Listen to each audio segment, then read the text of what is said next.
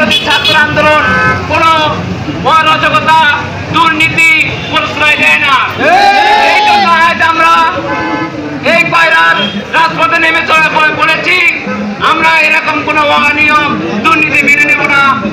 আর এরকম যদি কেউ করে থাকে তার বিরুদ্ধে আমরা যথাযথভাবে আইনি পদক্ষেপ নেওয়ার জন্য উপরের কর্মকর্তাদেরকে আমরা বিনীতভাবে আহ্বান করছি।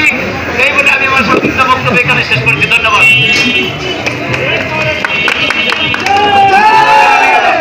পর্যায়ে বক্তব্য নিয়ে আসবেন আজকের এই বিক্ষোভ সমাবেশের সম্মানিত সভাপতি মেহেদী হাসান, সিনিয়র আহ্বায়ক, বৈষম্য বিরোধী ছাত্র আন্দোলন পায়রা উপজেলা।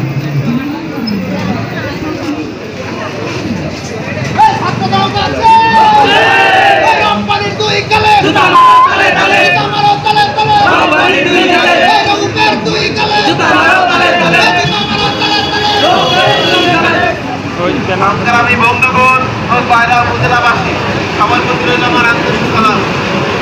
আজ আমরা বৈষম্য বিরোধী ছাত্র আন্দোলন পায়রা উপজেলার সদস্য এবং আমাদের ব্যানারে বিভিন্ন বেরোচ্ছে। আপনারা অবগত আছেন যে আমাদের ব্যানারে আহ্বায়ক সাহেব গরম কোম্পানি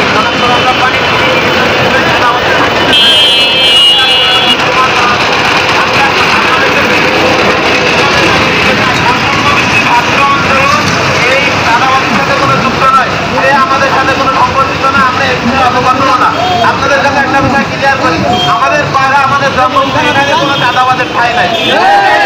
সে আমার কমিটির আহ্বায়ক আর সে আমার কমিটির সভাপতির সদস্য। আপনারা সবাই যেভাবে পারবেন সেটা আমাদেরকে ইনফর্ম করবেন। আমরা তার বিহিত ব্যবস্থা নেব এবং আমাদের জেলা কমিটি থেকে শুরু করে কেন্দ্র পর্যন্ত যারা আছে আমরা সবাইকে জানিয়ে দেবো এই বিষয়, যাতে আমাদের পায়রায় কোনো দুর্নীতিবাদ কোনো চাঁদাবাদের কোনো ঠাঁই হবে না। আমি নিজেও যদি কোনো অপরাধ করি আপনারা সেটা অবশ্যই আমার কমিটি বা প্রতিটা সদস্যকে অবগত করবেন।